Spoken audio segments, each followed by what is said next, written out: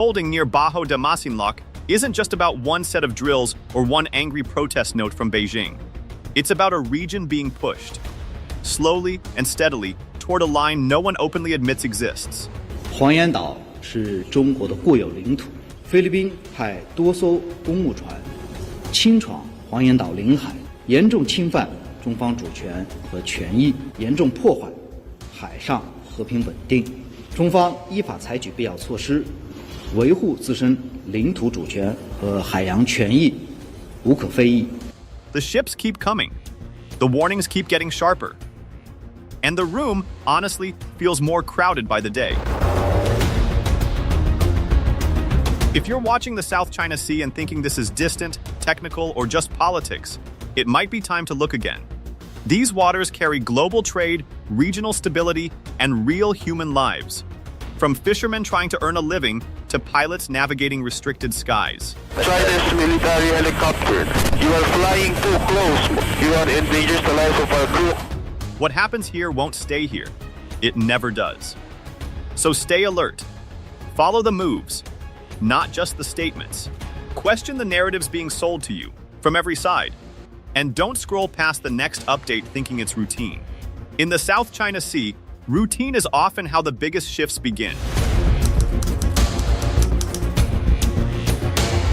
At first glance, Bajo de Masinloc looks like just another speck on the map, a ring of rocks and water sitting quietly in the South China Sea. But don't be fooled. This place carries more weight than its size suggests. Located roughly 120 to 124 nautical miles west of Zambales, it sits comfortably inside the Philippines' 200 nautical mile exclusive economic zone. In plain terms, it's close to home for Filipinos, especially coastal communities that have relied on these waters long before geopolitics turned them into a battleground. For local fishermen, Bajo de Masinloc isn't a legal concept or a strategic talking point. It's a livelihood. The surrounding waters are rich fishing grounds, the kind passed down through generations, where fathers taught sons how to read the tides and seasons. On top of that, experts have long pointed to the area's potential hydrocarbon resources, quietly raising its value beyond fish alone. So when access is blocked or threatened, it's not just sovereignty on the line, it's food, income, and dignity. This is where the clash begins. The Philippines bases its claim on geography and international law, straightforward, textbook stuff under the United Nations Convention on the Law of the Sea. China, meanwhile, claims nearly the entire South China Sea using its so-called 9-dash line, recently expanded in 2023 to a 10-dash line. The problem? Those dashes don't actually mean much under modern international law. Beijing insists they do anyway, leaning on historical narratives and power politics rather than legal consensus. Back in 2016, the world briefly thought clarity had arrived. The Permanent Court of Arbitration in The Hague ruled decisively that China's historic claims had no legal basis under UNCLOS. The tribunal was clear: Scarborough Shoal lies within the Philippines' EEZ. Case closed, at least on paper. China rejected the ruling outright, dismissed it as meaningless, and carried on as before. And that's the uncomfortable truth at the heart of Bajo de Masinloc. The law is clear, but enforcement isn't. China has once again upped the ante in the South China West Philippine Sea, saying it will establish a so-called national nature reserve at Scarborough Shoal, which will restrict access to foreigners, even though it lies within Manila's exclusive economic zone. What should have settled the issue instead became another chapter in a long, uneasy standoff, one that keeps resurfacing whenever ships, flags, and now military exercises appear on the horizon. So what do these exercises really look like? And why is Beijing watching them so closely? This isn't a one-week show of flags. The drills run from January 21 all the way to March 31st, 2026. That's more than 2 months of sustained military coordination in some of the most sensitive waters in Asia. Long enough to send a message. Long enough to test nerves. At the center of it all is the armed forces of the Philippines, working shoulder to shoulder with U.S. Navy and Air Force units. And it doesn't stop there. Australia, Canada, and Japan are all expected to plug in at various stages. A quiet but powerful reminder that Manila isn't standing alone anymore. Earlier joint drills already set the tone. The U.S. destroyer USS John Finn sailing alongside Philippine Navy assets like the BRP Antonio Luna. That image alone tells you this isn't symbolic cooperation. It's operational. Out on the water, the focus is very real world. Naval patrols and surface warfare drills will dominate the sea lanes. Coordinated maneuvers, tracking exercises, response simulations. Think less parade, more muscle memory. Above the waves, aircraft and helicopters will be running air surveillance and reconnaissance missions, syncing movements, sharing data, and watching the same horizon. It's the kind of coordination that only works if everyone knows exactly how the other thinks under pressure. Then there's interoperability, the unglamorous but critical backbone of modern alliances. Passing exercises, or PASICs, and joint tactical drills are designed to make different militaries operate like one unit. Same procedures, same tempo, same expectations. Because in a real crisis, confusion costs lives, and hesitation invites mistakes. Officially, the objectives sound calm and measured, strengthening deterrence, improving readiness, reinforcing a rules-based international order. But read between the lines, and it's clear what's happening. These exercises are about reassurance to allies, to fishermen back home, to a public tired of watching its waters contested. As one AFP statement put it, this iteration highlighted the enduring U.S. Philippines alliance and reaffirmed both forces' shared commitment to strengthening maritime security. Translated into plain language, the Philippines is practicing how to stand its ground, not by shouting, but by preparing. And in the South China Sea, preparation is its own kind of message.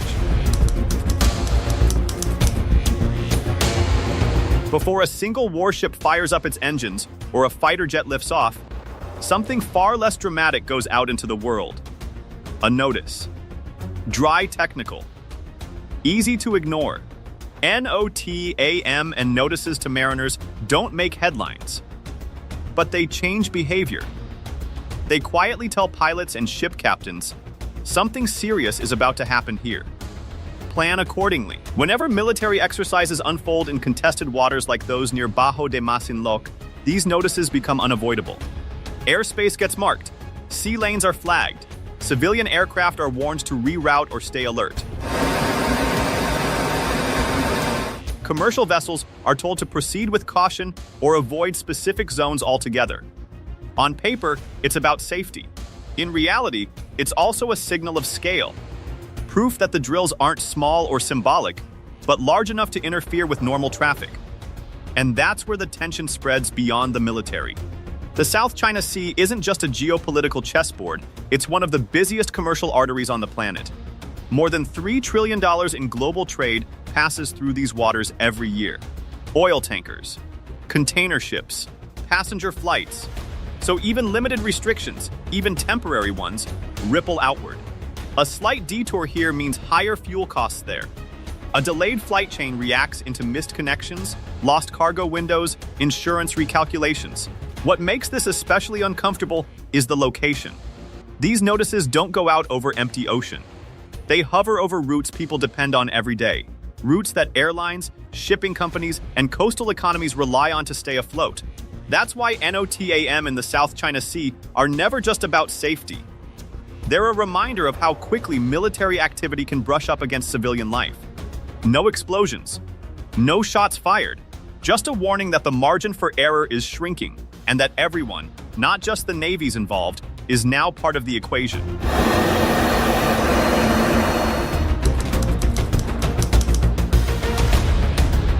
China didn't take long to react, and it didn't whisper. Almost immediately, Beijing lodged formal diplomatic protests, accusing the Philippines of provocations and, more pointedly, of inviting outside powers to meddle in what China insists is a regional issue.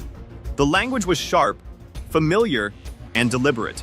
In Beijing's telling, Manila isn't defending itself, it's destabilizing the neighborhood by letting Washington and other allies sail too close for comfort. But the real response isn't just happening on paper or at podiums. Chinese military sources have hinted, sometimes not so subtly, at increased naval and air patrols near Bajo de Masinloc. More ships, more aircraft, more eyes in the sky. Official statements frame these moves as necessary steps to resolutely counter provocations and infringements by individual countries. It sounds defensive, calm even. Yet on the water, it feels anything but. China consistently casts itself as the guardian of sovereignty and regional stability, the adult in the room trying to keep order. At the same time, its deployments tell a heavier story. Long-range bombers, advanced Type 055 destroyers, among the most powerful surface combatants in the Chinese Navy. From Manila's perspective, this isn't reassurance, it's pressure. A show of force meant to remind everyone who has the bigger stick. Still, none of this is accidental. China's messaging is tightly calibrated. Protest loudly, patrol visibly, but stop short of crossing a line that triggers open conflict. The goal isn't war, it's control of the narrative and the tempo. To signal resolve without escalation, to warn without firing, and above all, to make one thing unmistakably clear, Beijing is watching every move near Bajo de Masinloc, and it wants everyone else to feel that presence, constantly. From Manila's point of view, this isn't about flexing muscle or poking a giant. It's about something much simpler. The right to defend what it says is undeniably its own. Philippine officials have been clear and consistent. Military exercises in the West Philippine Sea are a legitimate expression of sovereignty and a necessary step to enforce maritime jurisdiction. In other words, if you can't operate freely in your own waters, what kind of sovereignty do you really have? That belief shows up not just in drills, but in paperwork and persistence.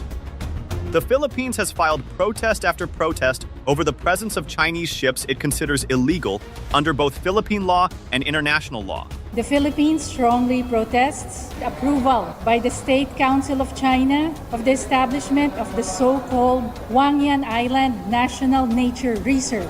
Bajo de Masinloc is a long-standing and integral part of the Philippines, over which it has sovereignty and jurisdiction. Some of these incidents barely make the news. A Coast Guard vessel lingering too long, a fishing boat shadowed, a water cannon fired. But taken together, they form a pattern Manila says it can no longer ignore. At the heart of the Philippines' argument is the 2016 ruling by the Permanent Court of Arbitration. For the government, this decision isn't a historical footnote, it's the legal anchor of everything it does in these waters. Officials cite it repeatedly, almost stubbornly, as proof that their position isn't emotional or opportunistic, but grounded in international law. And on the ground, or rather at sea, that ruling matters deeply to ordinary people. Fisherfolk groups continue to speak out about lost income, shrinking access, and the fear that comes with operating under the watch of foreign vessels. For them, sovereignty isn't abstract. It's whether they can fish without being chased away. This is where alliances come in. Manila openly acknowledges that partnerships, especially with the United States, are essential. Not because the Philippines wants confrontation, but because deterrence works best when you're not standing alone. The language of a free and open Indo-Pacific may sound diplomatic, even rehearsed, but behind it is a hard-earned lesson. In contested waters, law needs backing.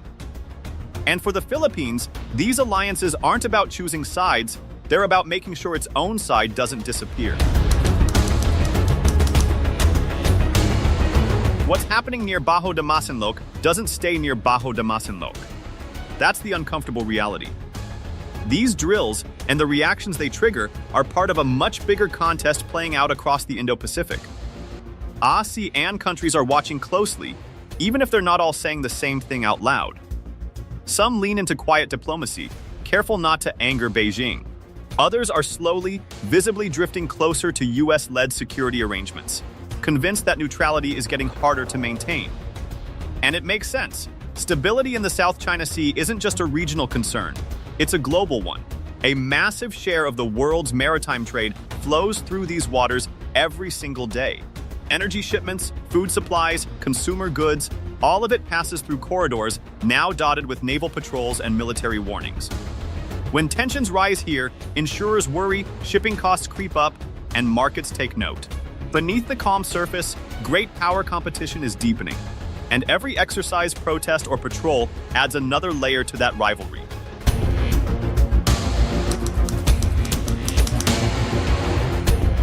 Officially, everyone insists these exercises are defensive.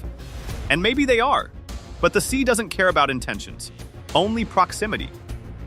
With so many ships and aircraft operating in tight spaces, the risk isn't some dramatic decision to start a fight. It's a mistake, a misread maneuver, a radio call that comes too late. History already offers warnings, close encounters, aggressive shadowing, even collisions near the shoal. None planned, all dangerous.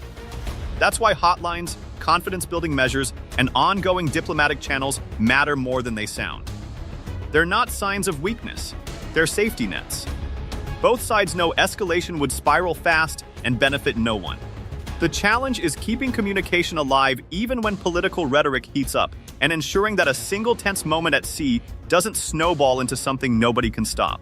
Scarborough Shoal didn't become controversial overnight. The tension has been simmering for more than a decade.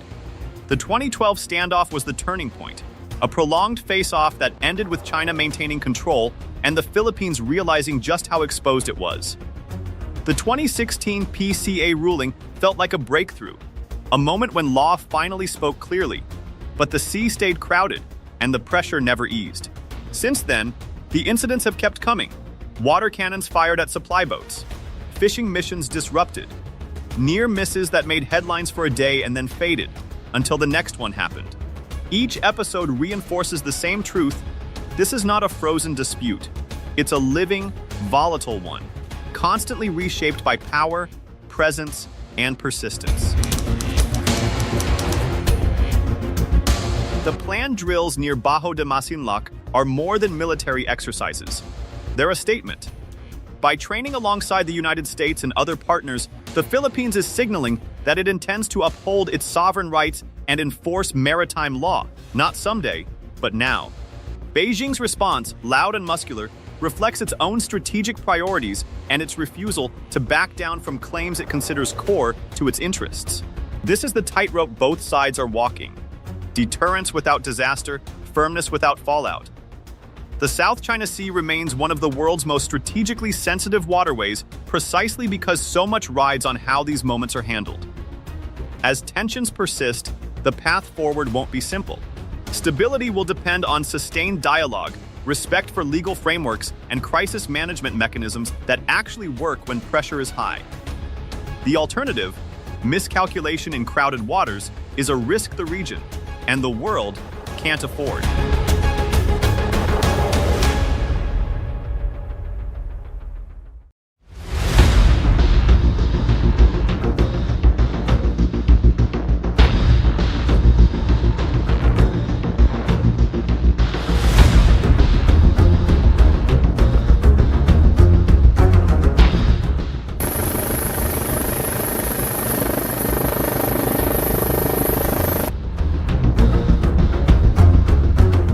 In the vicinity of Second Thomas Shoal and observing all activities between Filipino.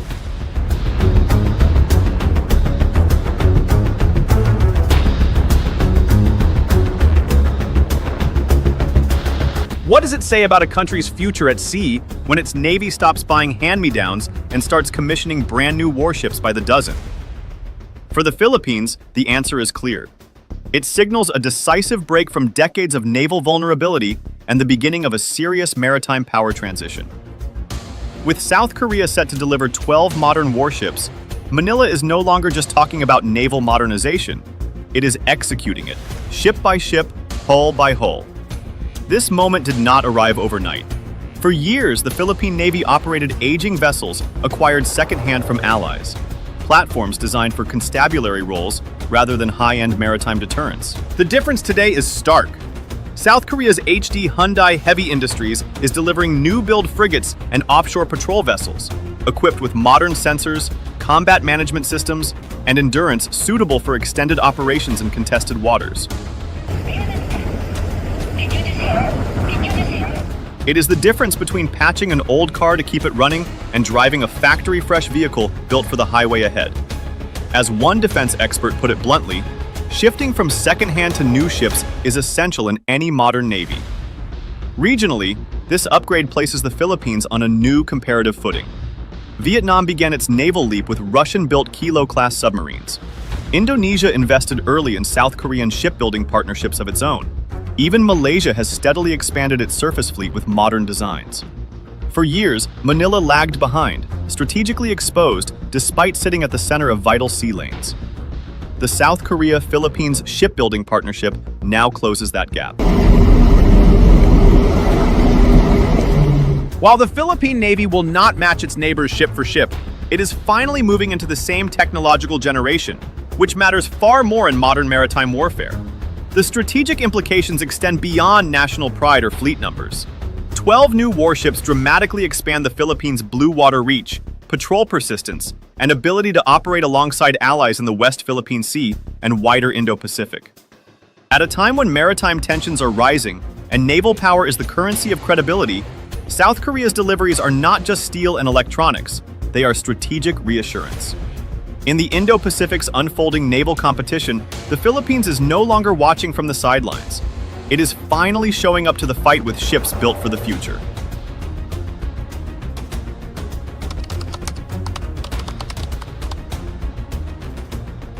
For decades, the Philippine Navy's operational reality lagged far behind its strategic geography. Despite sitting astride some of the world's most contested and commercially vital sea lanes, the fleet was largely composed of aging patrol craft and legacy vessels optimized for coastal security rather than modern naval warfare.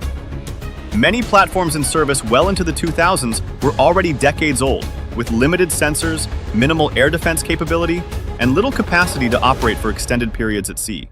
As one former Philippine Navy flag officer candidly admitted, "For a long time our ships could sail, but they could not fight." The mismatch between missions and capabilities became increasingly untenable. The Philippines is responsible for an exclusive economic zone covering approximately 2.2 million square kilometers, one of the largest maritime jurisdictions in Southeast Asia. Yet for years, the Navy lacked sufficient hull numbers, endurance, and maritime domain awareness to police it effectively. Persistent challenges range from territorial disputes in the West Philippine Sea, particularly involving overlapping claims with China, to chronic non-traditional security threats such as illegal fishing, fuel smuggling, piracy, and transnational crime. According to Philippine government estimates, illegal, unreported, and unregulated fishing alone costs the country tens of billions of pesos annually, directly undermining food security and coastal livelihoods. Beyond security enforcement, the Navy also carries an outsized humanitarian burden. The Philippines experiences an average of 20 tropical cyclones per year, several of them severe, alongside frequent earthquakes and maritime emergencies. Naval assets are often the first and last responders, delivering relief supplies, evacuating civilians, and restoring access to isolated islands. However, limited sea lift capacity and aging hulls constrained response speed and sustainability. As the Department of National Defense has repeatedly emphasized, disaster response is not a secondary mission for the Philippine Navy, it is a core operational requirement. These cumulative pressures gave rise to a fundamental reassessment of naval force structure under the horizon phases of the Armed Forces of the Philippines Modernization Program. Rather than simply replacing old ships one for one, the objective shifted toward building a credible, multi-mission Navy capable of peacetime constabulary operations, disaster response, and critically, credible deterrence against peer and near-peer naval forces. The emphasis on new-build combatants with modern sensors, command and control systems, and interoperability with allies reflects a strategic understanding that maritime security today is inseparable from national sovereignty. In this context, naval modernization is no longer framed as a luxury or prestige project, but as a strategic necessity. As one senior defense official summarized the shift, "You cannot defend an archipelago with ships designed only to patrol it. You need platforms that can stay at sea, see farther, and operate with partners." The Philippines' turn toward modern frigates and offshore patrol vessels is thus not merely about filling gaps. It is about aligning naval power with the realities of a contested maritime environment in the Indo-Pacific.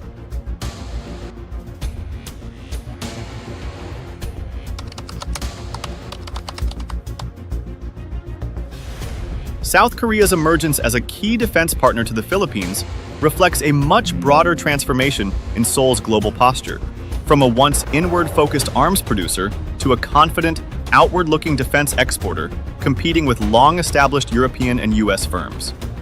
Over the past decade, South Korea has rapidly climbed into the ranks of the world's top arms exporters, with Stockholm International Peace Research Institute, SIPRI, data consistently placing it among the top 10 global defense exporters.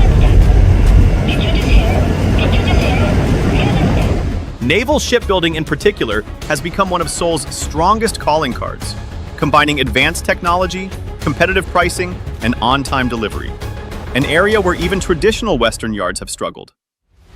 At the center of this rise is HD Hyundai Heavy Industries, HHI, one of the largest shipbuilders in the world by tonnage and a cornerstone of South Korea's defense industrial base. HHI's portfolio spans everything from commercial supertankers to advanced naval combatants, giving it a scale advantage few competitors can match. For Manila, this mattered. HHI did not merely offer ships, it offered a full package: new-build warships, integrated combat systems, training pipelines, and long-term sustainment support. As a Philippine defense official noted during one contract signing, Korea offered modern ships that met our requirements, within our budget, and on a timeline we could trust. In an era where delays and cost overruns plague defense procurement globally, that reliability proved decisive. Seoul's motivations extend beyond commercial gain. Strategically, South Korea views defense partnerships in Southeast Asia as a means of deepening ties with ASEAN states, while quietly reinforcing a rules-based maritime order.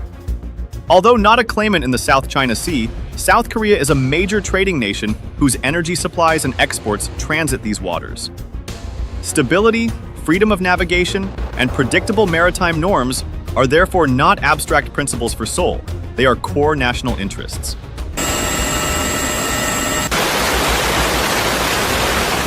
By enabling partners like the Philippines to better patrol and defend their maritime domains, South Korea strengthens regional resilience without deploying its own forces or provoking overt escalation. Equally important is industrial logic. Defense exports allow South Korea to sustain production lines, spread research and development costs, and continuously upgrade its platforms through operational feedback from overseas users. Follow-on support, upgrades, and future acquisitions create long-term defense relationships rather than one-off sales. As South Korean President Yoon Suk-yeol stated in outlining Seoul's defense export strategy, arms cooperation today is about partnership, not transactions. The Philippine Navy's growing fleet of Korean-built vessels exemplifies this model, binding both countries into a durable strategic and industrial relationship. South Korea's role in Philippine naval modernization is emblematic of a larger shift in the Indo-Pacific defense market. Where Southeast Asian states once depended almost exclusively on Western suppliers, they now have credible alternatives that combine quality, affordability, and strategic alignment. For Manila, South Korea is not simply a shipbuilder, it is a strategic enabler. And for Seoul, the Philippines is not just a customer, but proof that South Korea has arrived as a serious global defense partner.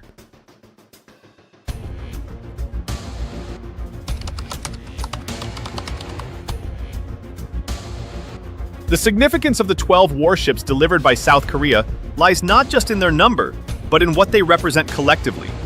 A layered, modern surface fleet built for real-world missions rather than symbolic presence. For the first time in its history, the Philippine Navy is fielding a coherent mix of frigates and offshore patrol vessels designed from the keel up for blue water operations, maritime security, and sustained presence in contested waters. Each class plays a distinct role, but together they form the backbone of a modern naval force. The foundation of this transformation was laid by the Jose Rizal class frigates, the first true modern combatants acquired by the Philippines. When they entered service earlier in the modernization program, they immediately reset expectations of what the Philippine Navy could do at sea. Equipped with modern radar systems, combat management software, and guided missile capability, these ships enabled longer deployments, better situational awareness, and credible participation in multinational naval exercises. More importantly, they established a baseline, demonstrating that the Philippines could operate and sustain complex warships, not just patrol craft. Building on that foundation, the Miguel Malvar-class frigates represent a qualitative leap forward. The lead ship, BRP Miguel Malvar, FFG-06, was delivered in April 2025 and subsequently commissioned into active service, followed by BRP Diego Salang, FFG-07, commissioned on 2 December 2025. Displacing roughly 3,200 tons, these frigates are significantly more capable than their predecessors. Their defining feature is the inclusion of a vertical launch system, VLS, allowing the deployment of surface-to-air missiles alongside anti-ship and anti-submarine weapons. In practical terms, this gives the Philippine Navy something it previously lacked: layered air defense and the ability to protect not just itself, but nearby vessels during operations. As one naval analyst observed, a VLS-equipped frigate changes how a Navy thinks about survivability. It stops being reactive and starts shaping the battle space. Complementing the high-end combatants are the Raja Suleiman-class offshore patrol vessels, OPVs, 6 of which are being built based on the HDP 2200+ design. The arrival of the lead ship, BRP Raja Suleiman, PS-20, in early 2026, escorted symbolically by BRP Jose Rizal, showed how these vessels fit into the wider fleet architecture. At around 2,400 tons, these OPVs are optimized for endurance rather than heavy combat. They are tailored for EEZ patrols, maritime law enforcement, search and rescue, and disaster response, missions that dominate day-to-day naval operations in an archipelagic state.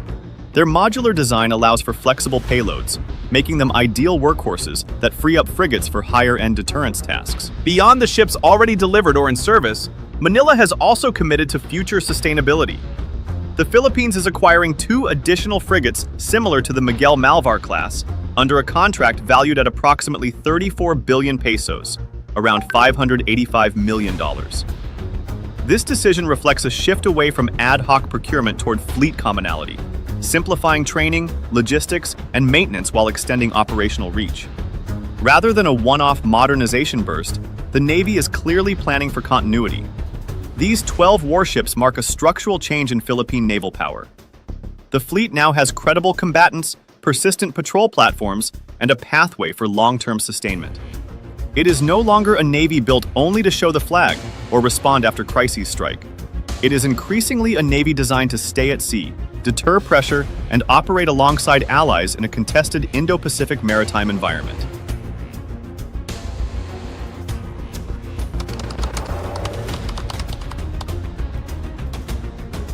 The arrival of modern guided missile frigates alongside long-range patrol vessels fundamentally alters how the Philippine Navy shows up at sea. Where presence once meant brief patrols close to shore, it now means sustained visibility across territorial waters, the exclusive economic zone, and critical approaches beyond it. Frigates provide the deterrent edge, armed, sensor-rich, and survivable, while offshore patrol vessels ensure persistence, freeing high-end combatants from routine constabulary duties. Together, they allow Manila to maintain a credible maritime posture without exhausting its most capable assets. Presence, in this sense, becomes continuous rather than symbolic. Deterrence follows naturally from this shift. Modern warships do not need to fire a shot to change behavior. Their very deployment alters risk calculations. The ability to operate farther from home ports, remain on station longer, and defend themselves against air and surface threats complicates any attempt to coerce or intimidate Philippine forces at sea. As one regional security analyst noted, deterrence is not about matching an adversary ship for ship, it's about making harassment costly and escalation uncertain. The Philippine Navy's new fleet does precisely that, reinforcing sovereignty claims through capability rather than rhetoric. The vicinity immediately. Over. Chinese warship 629, Chinese warship 629. This is Philippine Navy warship 16. Equally important is the improvement in interoperability with allied navies. The new ships are equipped with modern combat management systems, standardized communications, and NATO-compatible procedures, enabling seamless participation in joint patrols, exercises, and maritime security operations with partners such as the United States, Japan, Australia, and South Korea. This matters strategically. In today's Indo-Pacific, deterrence is increasingly collective, and navies that cannot plug into allied networks risk operating in isolation. The Philippine Navy's modernization ensures it is not merely present, but connected. Beyond hardware, the strategic impact runs deep into the institution itself. Introducing advanced sensors, missile systems, and integrated command and control architectures forces changes in training, doctrine, and professional specialization. Sailors and officers must now master air defense coordination, anti-submarine warfare, electronic warfare, and networked operations, skills that define modern naval professionalism. This drives a shift away from generalist seamanship towards specialized career tracks, raising overall force competence and retention. Over time, these professional and technological advancements compound. New doctrines emerge, maintenance cultures mature, and operational confidence grows. The Navy moves from reacting to events towards shaping the maritime environment. In strategic terms, this is the most durable impact of modernization. Not just better ships today, but a force increasingly capable of learning, adapting, and sustaining maritime power in the long run.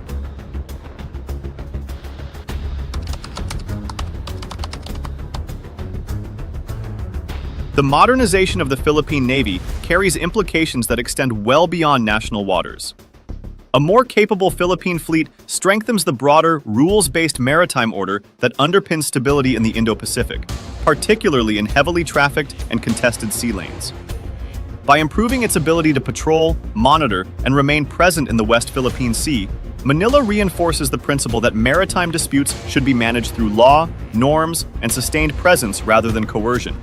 In this sense, naval capability becomes a stabilizing force, not because it seeks confrontation, but because it raises the threshold for unilateral pressure. These developments also align closely with the security objectives of ASEAN states and extra-regional partners that champion freedom of navigation and overflight. The Philippine Navy's expanding role in joint exercises, workshops, and operational engagements with the United States, Japan, Australia, and other partners enhances collective maritime awareness and crisis management. Rather than acting as a frontline escalator, the Philippines increasingly functions as a capable node within a wider security network, helping preserve strategic balance at a time when regional tensions are rising, but still manageable through cooperation.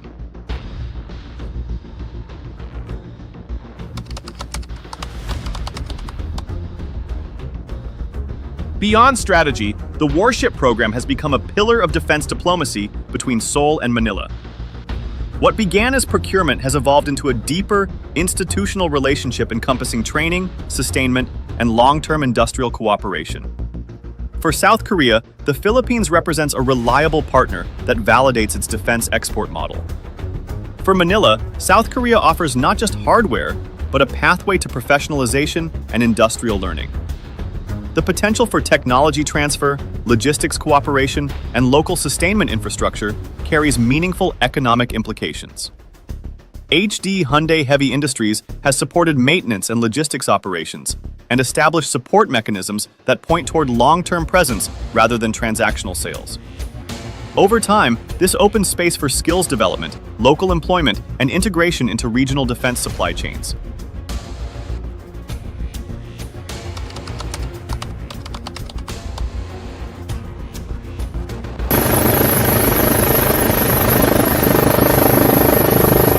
In an era where defense spending is increasingly scrutinized, these secondary economic benefits help justify modernization as an investment rather than a sunk cost. Modern ships, however, bring modern demands. Operating sophisticated combat systems requires a parallel expansion in training pipelines, manpower development, and technical specialization. The Philippine Navy must scale its human capital to ensure that advanced platforms are not merely operational, but fully exploited. This includes retaining skilled personnel in a competitive labor market where technical expertise is highly transferable. Budgetary pressures remain another constraint. Acquisition is only the first step. Sustainment, midlife upgrades, and integration with evolving command and control networks demand predictable funding over decades. Integrating new Korean-built platforms with legacy systems also poses logistical and doctrinal challenges, requiring careful alignment across procurement, maintenance, and operational concepts. These are not failures of modernization, but predictable friction points that will determine its long-term success.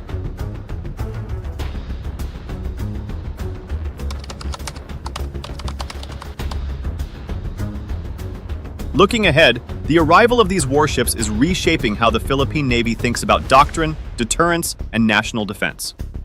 The emphasis is shifting toward credible, defensive maritime power, focused on presence, survivability, and alliance interoperability, rather than numerical parity with larger navies. This doctrinal evolution reflects a mature understanding of the Philippines' strategic environment and resource constraints. Importantly, the modernization trajectory does not appear to be stopping at surface combatants. Ongoing discussions around submarine capabilities, enhanced maritime surveillance, and further fleet expansion suggest a long-term vision for Philippine maritime power. In this future, South Korea is well-positioned to remain a central partner, whether through additional shipbuilding, systems integration, or sustainment support.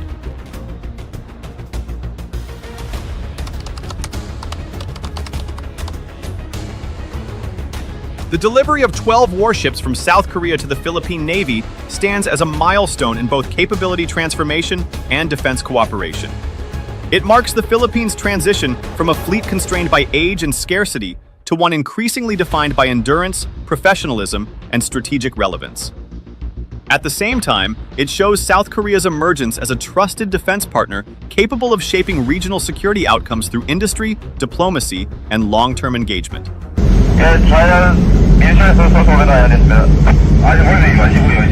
More than a procurement success, this partnership reflects a shared commitment to maritime security, stability, and peace in the Indo-Pacific.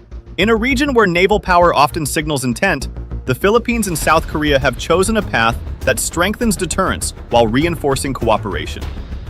That balance between readiness and restraint may prove to be the most important capability of all. If you found this analysis valuable, share your perspective in the comments. Your insights help deepen the conversation and sharpen our understanding of evolving regional dynamics. Thank you, and we will see you soon in our next geopolitical discussion.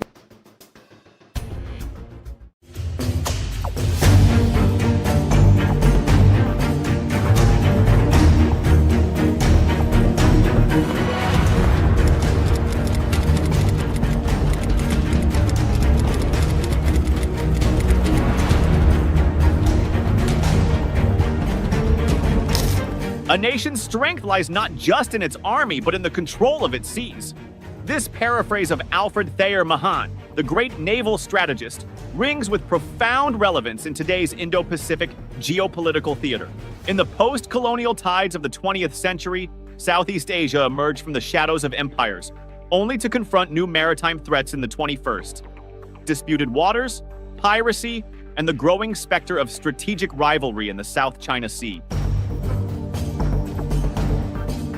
The Philippines, an archipelago of over 7,600 islands, sits at the heart of these shifting currents, yet for decades has struggled with an aging navy and limited maritime defense capacity. Today, the Philippines is no longer alone in navigating these troubled waters. Enter South Korea, an economic and defense powerhouse whose transformation from war-torn nation to global shipbuilding leader tells a story the Philippines now seeks to emulate. As tensions ripple across the Indo-Pacific, South Korea emerges not just as a shipbuilder, but as a strategic partner, transferring modern naval assets, integrating cutting-edge systems, and offering a blueprint for maritime resilience. In this evolving regional order, the partnership between South Korea and the Philippines is more than transactional. It is transformational. It is this cooperation, rooted in shared democratic values and regional security goals, that forms the cornerstone of Manila's naval modernization and maritime defense strategy.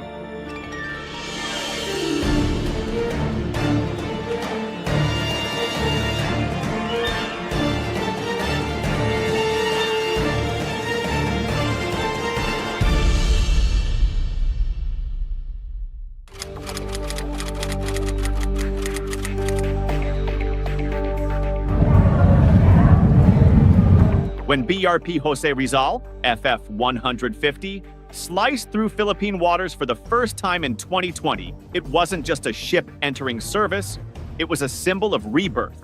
Built by Hyundai Heavy Industries, this 2,600-ton warship marked the dawn of a modern Philippine Navy. With its arsenal of SSM 700K Hyosung anti-ship missiles, a 76mm Oto Melara super rapid gun, torpedoes, and close-in weapon systems, CIWS, the Jose Rizal-class frigates brought multi-domain lethality to a fleet once limited to World War II-era relics. These ships are more than hull and steel, said a senior Philippine Navy official during the commissioning ceremony. They are the embodiment of our will to defend our waters and stand tall in the region. The frigate's versatility in anti-submarine warfare, ASW, anti-surface warfare, ASUW, and anti-air warfare, AAW operations, has redefined the Navy's ability to conduct long-range patrols and power projection, especially in contested areas of the West Philippine Sea. The commissioning of BRP Antonio Luna FF151 in 2022 reinforced this transformation, signaling that the Philippine Navy is no longer content with a defensive posture.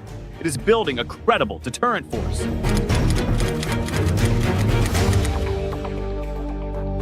In 2019, a storied South Korean warship took on a new identity. Formerly ROKS Cheongju, a Pohang-class corvette with decades of service in the Korean Peninsula, was reborn as BRP Conrado Yap, PS-39, under the Philippine flag. Armed with sonar systems, 76mm and 40mm naval guns, torpedoes, and depth charges, BRP Conrado Yap was tailor-made for coastal defense and anti-submarine warfare, capabilities urgently needed amid submarine activity in the South China Sea. What was once a hand-me-down has become a catalyst, said a defense analyst. This isn't charity, it's strategic alignment. Looking beyond heavy-hitting frigates and coastal corvettes, the Philippines is also investing in agility and persistence. In 2022, a landmark deal was signed with Hyundai Heavy Industries for the construction of up to 6 2,400-ton offshore patrol vessels OPVs. These ships are designed not for battle, but for presence, for deterrence, for sovereignty enforcement. We need ships that can stay at sea, monitor our EEZ, conduct search and rescue, and support law enforcement. That's what these OPVs are for, said a Philippine Coast Guard official. Equipped with a 76mm gun, rigid-hulled inflatable boats, RHIBs, a helideck, and modular mission spaces, these vessels represent a critical upgrade in maritime domain awareness. From anti-smuggling operations to humanitarian assistance during typhoons, OPVs provide the soft power complement to the Navy's harder assets. A South Korean defense executive involved in the project summed it up best. These ships are not just assets, they're guardians of peace.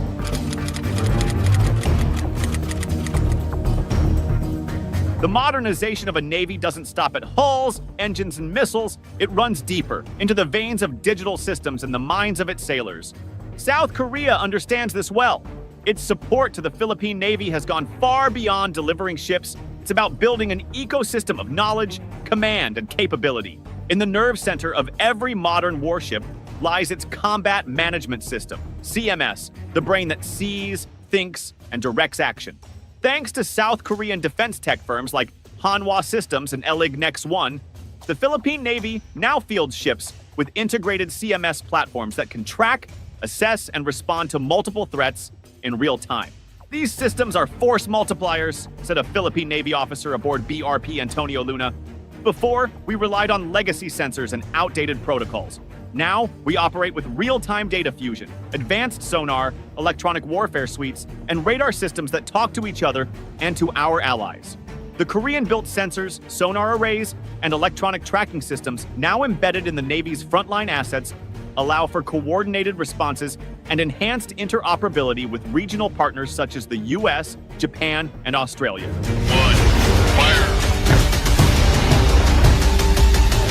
In an age of network-centric warfare, these systems are no longer luxuries. They are lifelines. But what use is advanced technology without the skill to wield it? Recognizing this, South Korea has taken a boots-on-deck approach to training Filipino sailors, officers, and technicians. Instructors from the Republic of Korea Navy and Korean defense companies have led intensive programs in gunnery, sonar operation, propulsion systems maintenance, and digital warfare navigation. Our doctrine has evolved, admitted a senior Philippine Navy training director. The Koreans didn't just hand us a manual and walk away. They've stood beside us on the bridge, in the engine room, even during live-fire drills. This partnership is redefining how Filipino sailors think about warfare, not as isolated maneuvers, but as coordinated, high-tech operations. One officer put it best: the training provided by our South Korean counterparts has been invaluable in operating these advanced systems. They've accelerated our transformation tenfold. Hardware is only as powerful as the people behind it. Recognizing this, South Korea has invested deeply in the human side of naval capability. From bridge operations to damage control, propulsion systems to weapons handling, South Korean trainers have stood shoulder to shoulder with Filipino sailors in a comprehensive capacity-building campaign. The training provided by our South Korean counterparts has been invaluable in operating these advanced systems, a Philippine Navy officer remarked. They didn't just train us, they transformed the way we think about naval warfare. Doctrine has evolved alongside technology. Filipino crews are now familiar with combat protocols that mirror modern Korean naval standards, ensuring both readiness and interoperability in joint exercises. What used to be a reactive force is becoming a thinking, agile, and adaptive Navy. The horizon of this partnership stretches into the deep. Talks are already underway for the potential acquisition of the KSS-2 diesel-electric submarines, a move that would mark the Philippines' historic entry into undersea warfare. But the vision doesn't stop there. Imagine a future where our submarines are built or serviced here in Subic or Cavite with Korean support, mused a Department of National Defense official. That's not a dream, that's strategic independence. Beyond submarines, both nations are exploring joint shipbuilding, shared logistics hubs, and partnerships in cyber defense and naval simulation.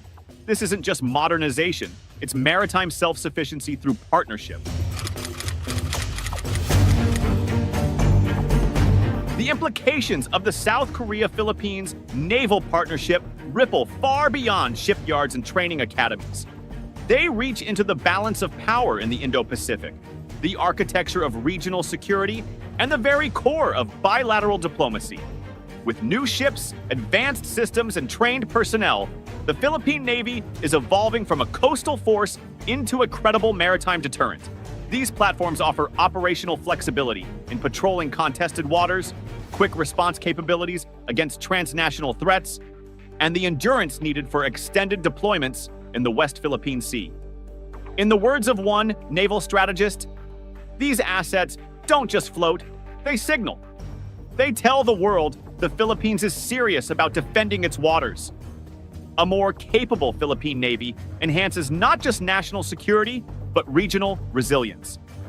Its growing presence contributes to multilateral patrols, joint drills, and humanitarian missions, strengthening ASEAN cooperation and bolstering maritime rule of law. By investing in the Philippines' naval growth, South Korea is helping balance power in the South China Sea, while encouraging other Southeast Asian nations to follow suit. This partnership becomes a force multiplier for peace and stability in one of the world's most contested waterways. At its core, this naval partnership reflects a broader alignment of values, democracy, open trade, regional peace, and freedom of navigation. Defense ties have become a cornerstone of the Philippines-South Korea strategic relationship, reinforcing economic interdependence, trust, and long-term military interoperability. Our cooperation at sea mirrors our shared vision for a free and open Indo-Pacific, noted a South Korean ambassador. We are not just allies, we are builders of stability.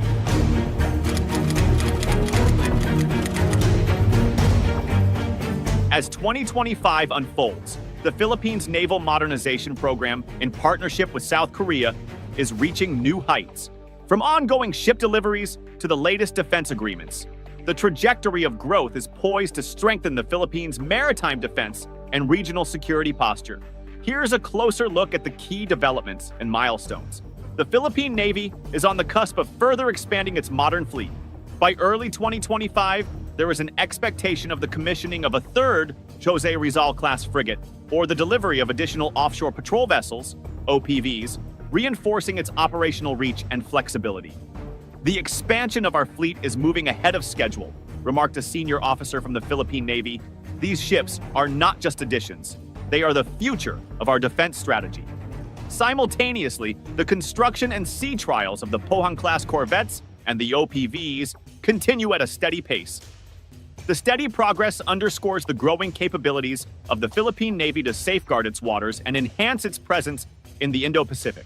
The strength of the South Korea-Philippines defense partnership is also reflected in the new Memoranda of Understanding MOUs that are being forged in early 2025. These agreements are focused on submarine technology and logistics support, which could signal the Philippines' transition into more advanced underwater warfare capabilities. Submarine acquisition is an essential part of our future defense posture, noted a Department of National Defense official. The agreement with South Korea represents a significant leap toward achieving strategic independence in undersea operations. Moreover, negotiations for additional ship transfers, including potential radar and missile system integrations, are already in progress, promising to elevate the Philippine Navy's technological edge. This collaborative effort seeks to ensure the continuous improvement of naval defense systems to counter emerging threats in the region. The year 2025 also marks the continuation of joint naval exercises designed to further deepen operational interoperability between the Philippines and South Korea. Exercise Pagkakaisa, a key joint drill, focuses on anti-submarine warfare, ASU, search and rescue, TSAR operations, and coordinated maritime patrols, allowing both forces to sharpen their combat readiness and tactical cooperation. Additionally, onboard training missions and staff exchanges between the two navies have deepened the collaboration. These engagements foster a better understanding of each other's naval doctrines, technologies, and tactics, which is vital in ensuring seamless operations and joint missions. The training and exchanges have been transformative for our forces, said a Philippine Navy officer. We are not only learning new techniques, we are becoming better partners, more capable of addressing shared security challenges. These ongoing developments in 2025 highlight a period of growth, refinement, and strategic alignment in the South Korea-Philippines naval partnership. With each ship commissioned and each defense agreement signed, the Philippines is solidifying its position as a key maritime power in Southeast Asia, with South Korea as a trusted partner in building a modern and capable naval force.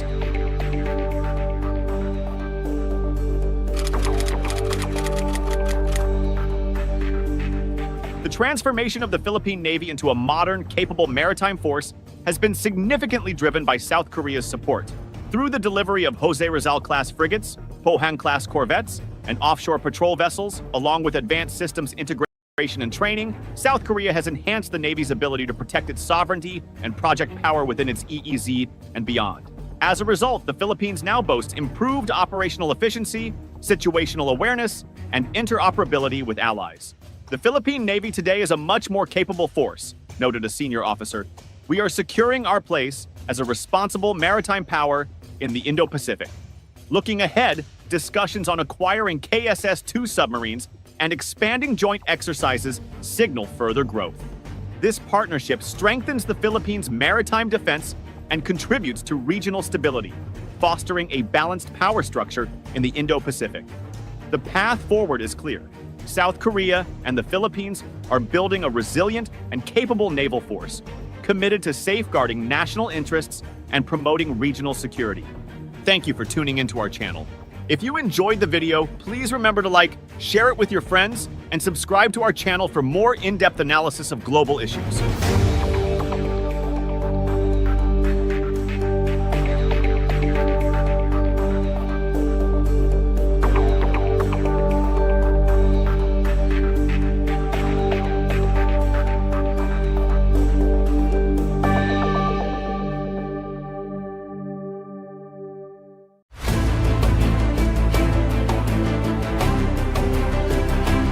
And I'm happy to note that companies in the Republic of Korea have proven their quality, their reliability, and good faith in negotiations. Governance standards are kept high. Therefore, we look forward to working with you on a sustainable and sustained basis.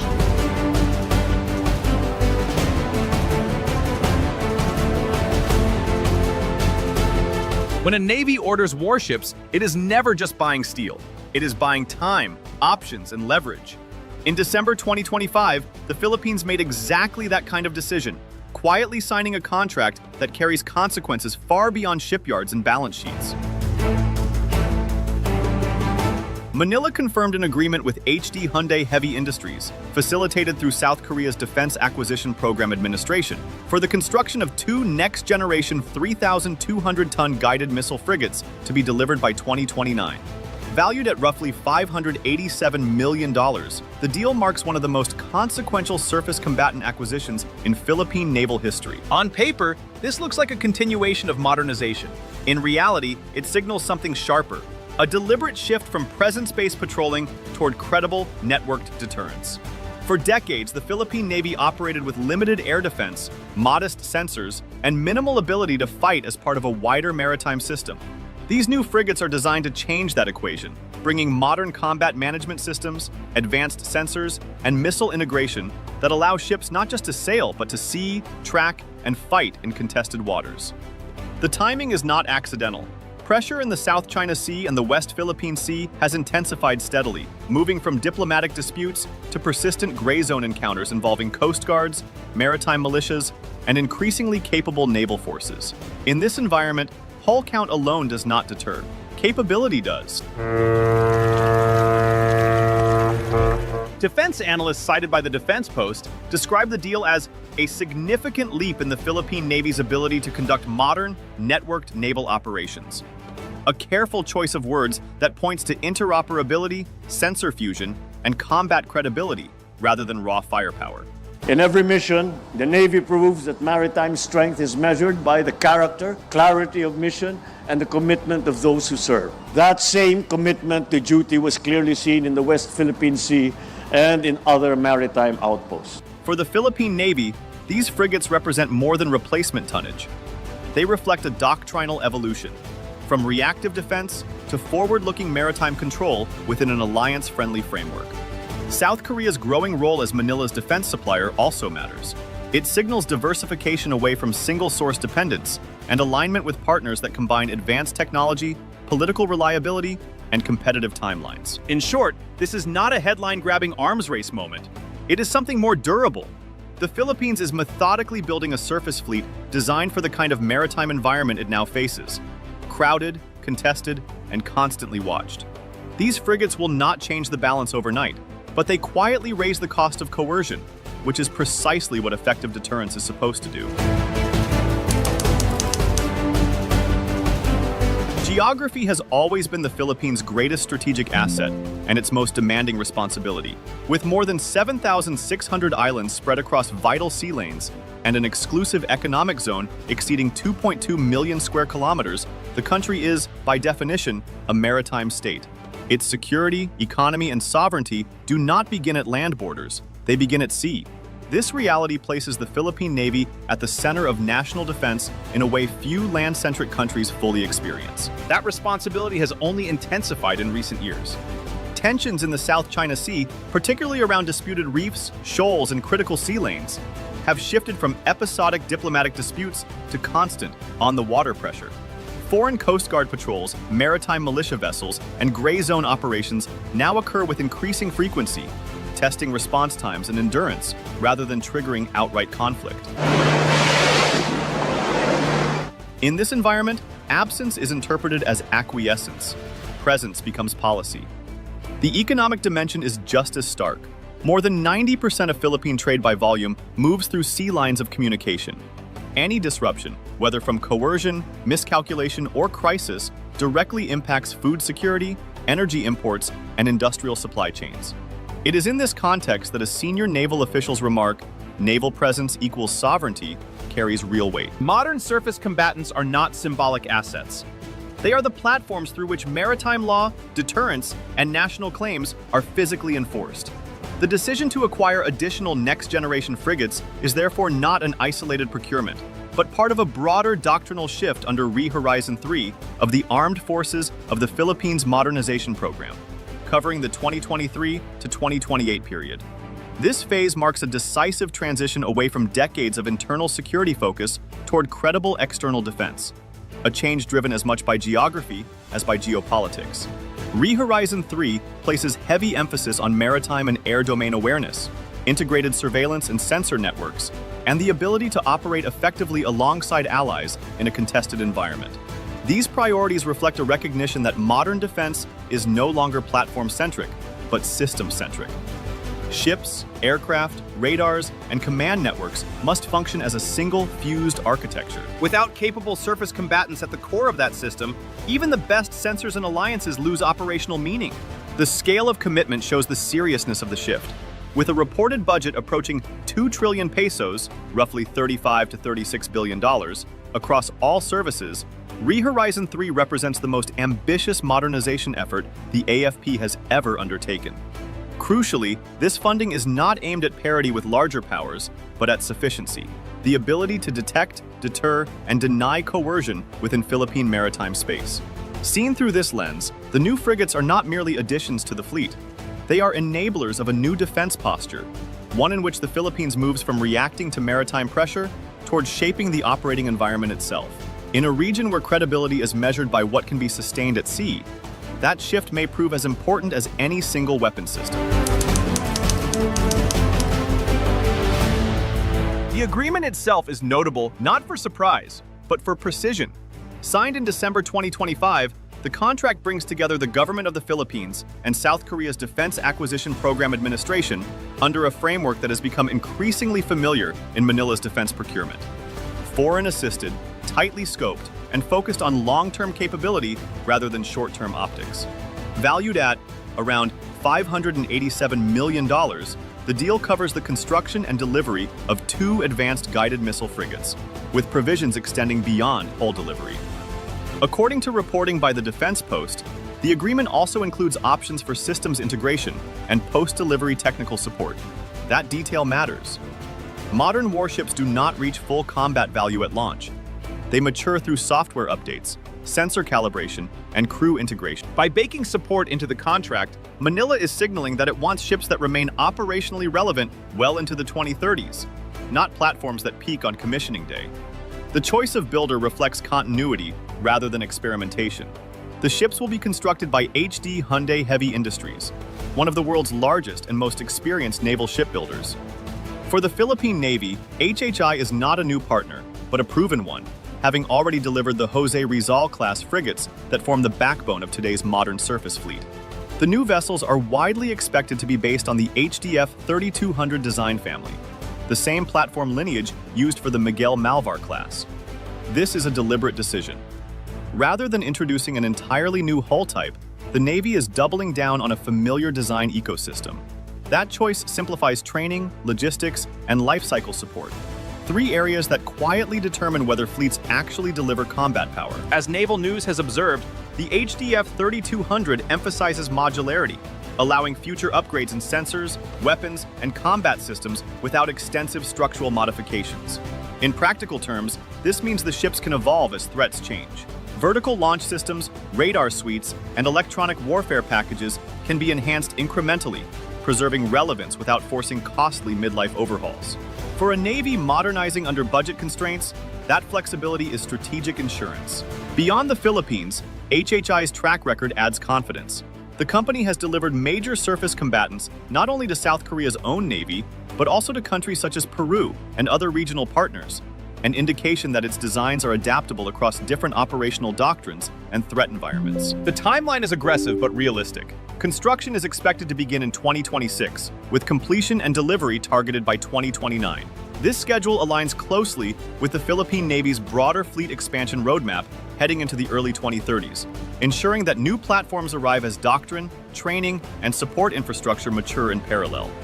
Equally important, the delivery window avoids the trap of capability gaps. By synchronizing these frigates with ongoing modernization under Rehorizon 3, the Navy reduces the risk of operating a mixed fleet where new ships arrive faster than the systems and personnel needed to support them. In effect, this is procurement paced to absorption capacity, not political calendars. The contract details reveal a pattern: disciplined acquisition, trusted partners, and designs built for evolution rather than display. In a maritime environment where relevance erodes quickly, that may be the most important feature of all. At roughly 3,200 tons displacement, the new frigate sits squarely in the modern sweet spot for surface combatants, large enough to carry credible sensors and weapons, yet agile enough for sustained patrols and multi-mission tasking. Designed as true multi-role guided missile frigates, they are expected to perform across the full spectrum of naval warfare: anti-air, anti-surface, and anti-submarine operations. This places them in the same operational class as frontline frigates operated by regional navies such as South Korea, Indonesia, and Malaysia. A meaningful benchmark for a fleet that, until recently, operated well below that tier. What this tonnage really buys is endurance and flexibility. These ships are not optimized for a single mission or a single threat. They are built to stay at sea longer, operate farther from shore, and remain combat relevant in crowded, contested waters. For the Philippine Navy, that translates into fewer gaps in coverage and a stronger ability to maintain presence without burning out platforms or crews. While final specifications will only be confirmed once officially released, reporting by Naval News and analysis of similar configurations offer a clear picture of the likely combat package. At the core is a vertical launch system, enabling the deployment of surface-to-air missiles for area and point defense, an essential capability in an era of proliferating drones, aircraft, and anti-ship missiles. This alone marks a qualitative leap from earlier generations of Philippine surface combatants. Anti-ship warfare is expected to be handled by modern missiles, such as South Korea's Sea Star or an equivalent system, providing credible standoff strike capability against hostile surface vessels. Close-in defense would be layered through a close-in weapon system, potentially the Turkish Gökdeniz, offering last-ditch protection against incoming missiles and asymmetric threats. A 76mm main gun provides versatility for surface engagements, warning shots, and naval gunfire support, while torpedo launchers enable active participation in anti-submarine warfare, an increasingly relevant mission as undersea activity rises in regional waters. Equally important is what ties all of this together: advanced AESA radar capable of tracking multiple air and surface targets simultaneously. In modern naval combat, detection and tracking often matter more than the missile itself. These sensors allow the ship to see first, decide faster, and engage at longer ranges, advantages that define survivability in contested environments. Hardware, however, is only half the story. Recent defense contracts point to the Philippines' growing reliance on Hanwha systems for combat management systems, sensor weapon integration, and secure data link connectivity. This reflects a deliberate move toward network-centric warfare, where ships operate not as isolated units, but as nodes in a wider maritime and air defense network. According to reporting by the Korea Times, these systems are designed to allow real-time data sharing between warships, maritime patrol aircraft, coastal radar stations, and allied forces. In practice, that means a frigate does not need to detect every threat itself.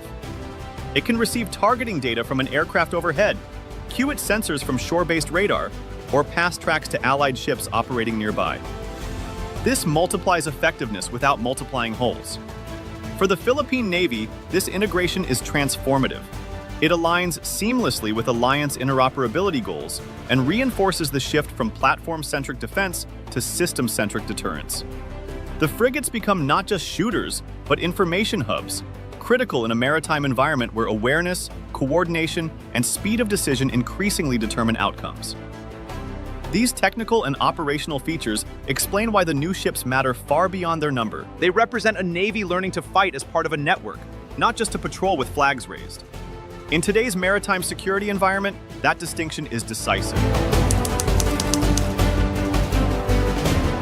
The addition of 2 next-generation frigates materially changes how the Philippines can operate at sea, not by numbers alone, but by credibility. With modern sensors, missiles, and networked combat systems, these ships expand patrol coverage across the country's vast, exclusive economic zone, enable safer and more reliable escort missions for both naval and commercial traffic, and raise the deterrent threshold against coercive behavior.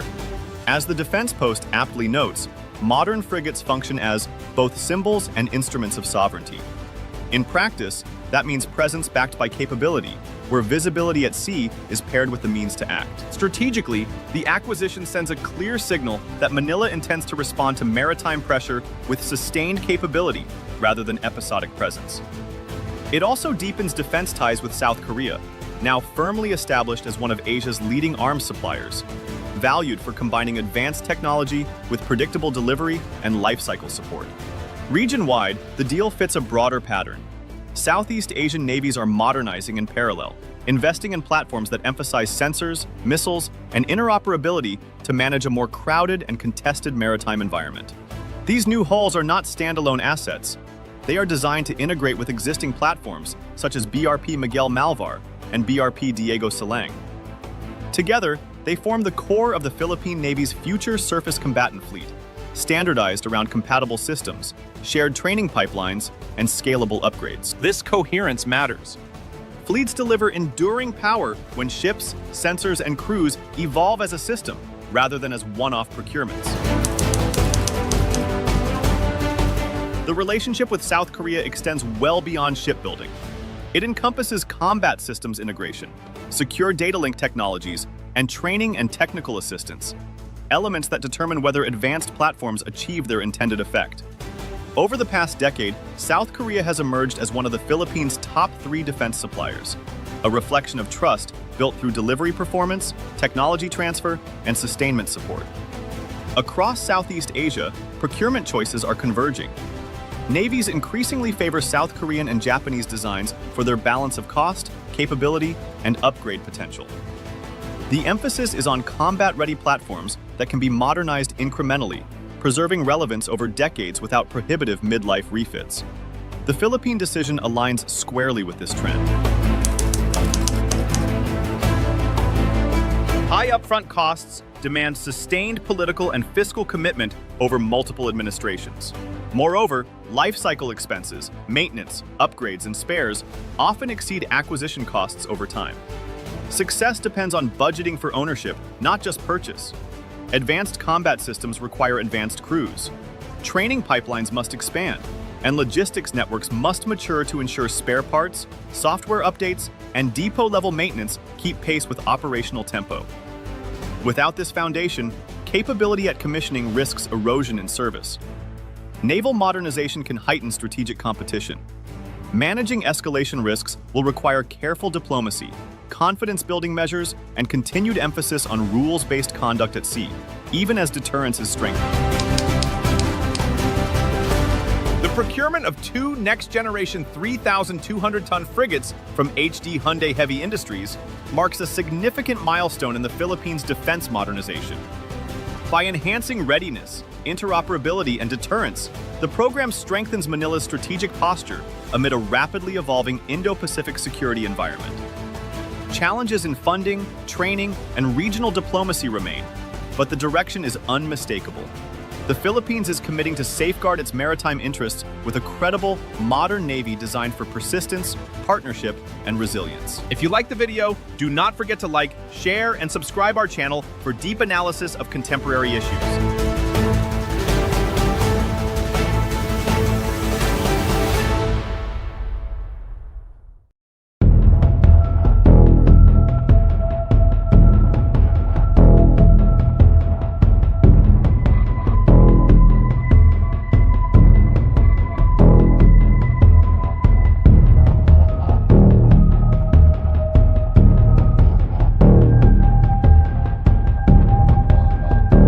What if the next silent giant in the South China Sea isn't seen until it's already changed the game? That's exactly the question buzzing in strategic circles today, as the Philippines eyes submarines from South Korea amid rising sea tensions. The tension, decades of surface patrols and littoral skirmishes, suddenly face something that can't be spotted on radar until it chooses to be. This isn't just another weapons purchase, it's a tectonic shift in how Manila sees its waters and its future. Think about it like this.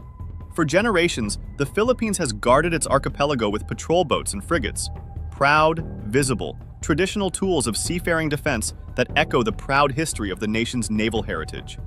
But in today's contested waters, where disputes flare and drones hover, there's a growing sense that seeing the enemy before they see you isn't enough. Sometimes you've got to disappear to be powerful. South Korea's submarines could give the Philippines that game-changing edge, a silent shark in seas full of noisy ships. And if you want a real-world snapshot of why this matters, look at how surface fleets have struggled to deter encroachments and aerial harassment. History teaches us that real deterrence is as much about perception as it is about presence.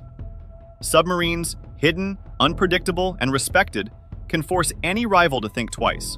This isn't just hardware, it's a psychological pivot rooted in both old-school naval doctrine and fresh strategic thinking. Let's be real, this moment marries the wisdom of the past with the urgency of the present. It's dramatic, it's bold, and it might just redefine Manila's role in this century's fiercest maritime flashpoint.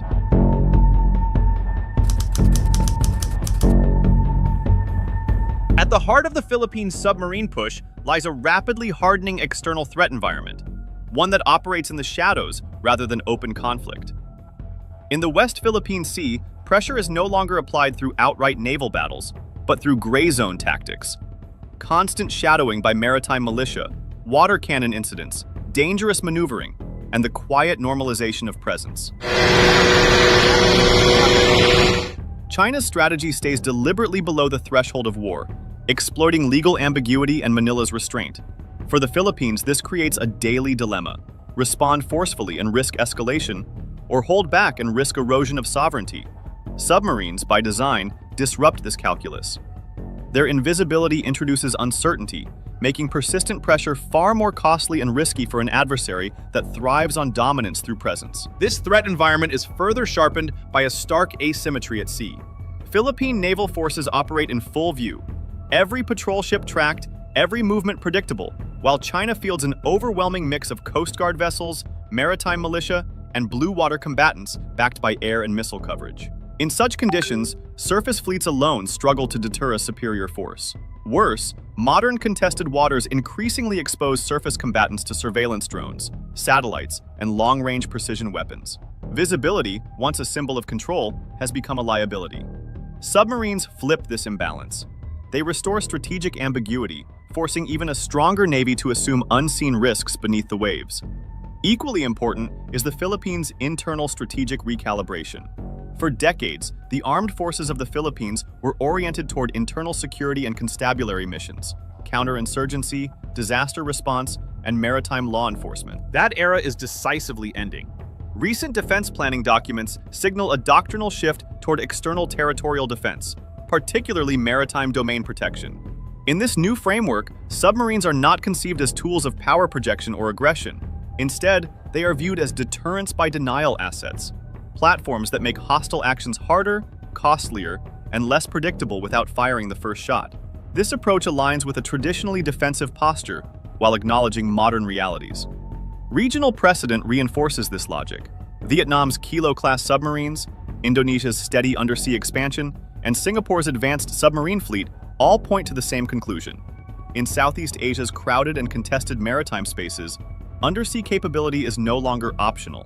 It is foundational. These states have not pursued submarines to dominate others, but to ensure survival and strategic relevance. Manila is absorbing that lesson, albeit later than its neighbors. In this sense, the Philippine Submarine Initiative is not radical, it is overdue.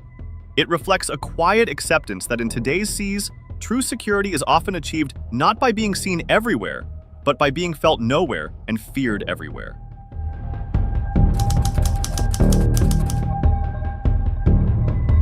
In the unfolding submarine conversation, South Korea's name doesn't surface by accident. It rises naturally from a convergence of trust, timing, and strategic alignment. Over the past decade, Manila and Seoul have quietly but steadily deepened their defense relationship, moving from transactional procurement towards something closer to a strategic partnership. From naval assets to aerospace cooperation, South Korea has positioned itself not as a distant arms vendor, but as a capable peer that understands the security pressures facing middle powers in contested regions. That shared strategic experience, living in the shadow of a stronger adversary, gives Seoul unique credibility in Manila's eyes. Politically, South Korea occupies a sweet spot that few suppliers can match. It carries no colonial baggage in the Philippines, avoids the heavy political conditionalities often attached to Western arms exports, and is widely viewed as a low-friction, reliable partner. This matters in a region where defense deals are never purely technical. They are signals.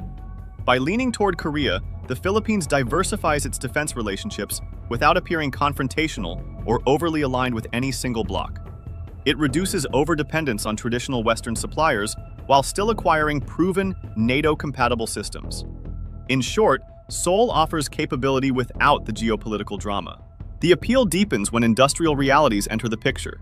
European submarines remain technologically advanced, but their price tags, long production queues, and complex sustainment requirements pose challenges for a navy building undersea capacity from scratch. South Korea, by contrast, offers a more competitive cost structure without sacrificing operational credibility.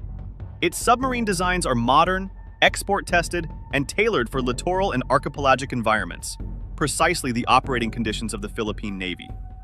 For a force seeking value and viability rather than prestige, this balance is critical. Equally decisive is Korea's willingness to go beyond the platform itself. Submarines are not standalone weapons, they are ecosystems. Seoul has signaled openness to comprehensive packages that include training pipelines for crews and maintainers, long-term sustainment support, and even assistance in building the infrastructure needed to operate and maintain an undersea fleet. This holistic approach aligns with Manila's urgency. The Philippines does not have the luxury of a decade-long learning curve. It needs capability that can be absorbed, sustained, and fielded quickly. South Korea's faster delivery timelines and practical support model speak directly to that reality. Korea's rise as the leading submarine partner reflects more than procurement logic. It reflects strategic comfort. For the Philippines, the choice is not about chasing the most advanced submarine on paper, but about selecting a partner who can deliver capability, continuity, and confidence in an increasingly unforgiving maritime environment. And right now, South Korea checks all the boxes, quietly, efficiently, and at exactly the right moment. Despite the hype surrounding submarines, what the Philippines is pursuing is not a symbol of prestige or an attempt to mirror blue water naval powers. Manila is looking at diesel-electric submarines, purpose-built for its geography and threat environment.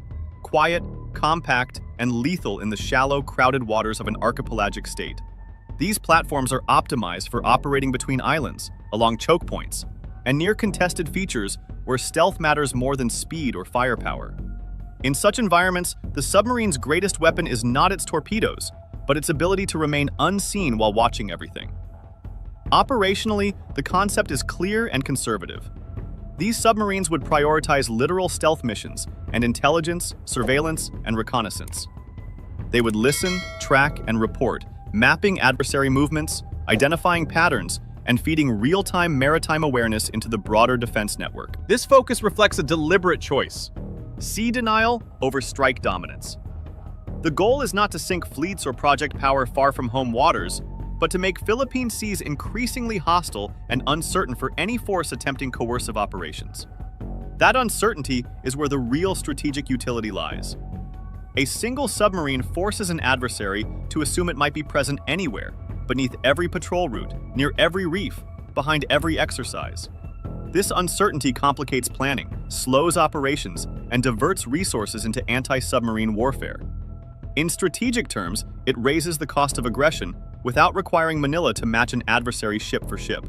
Few assets punch above their weight like submarines, especially in confined maritime spaces. Beyond deterrence, submarines quietly strengthen early warning and maritime domain awareness. By operating covertly, they extend the Philippines' sensing reach far beyond what surface ships and aircraft can safely sustain. They provide persistence in areas where visible patrols invite harassment or escalation. Over time, this undersea presence helps Manila move from reactive crisis management toward anticipatory defense, seeing tensions build before they erupt. Ultimately, what the Philippines is buying is not dominance, but leverage. A small submarine fleet will not control the seas, but it can deny them. It can inject doubt, restore balance, and create a deterrent effect far disproportionate to its size. In today's West Philippine Sea, where power is often measured by who controls the narrative of presence, the ability to operate silently beneath it may be the most powerful statement Manila can make.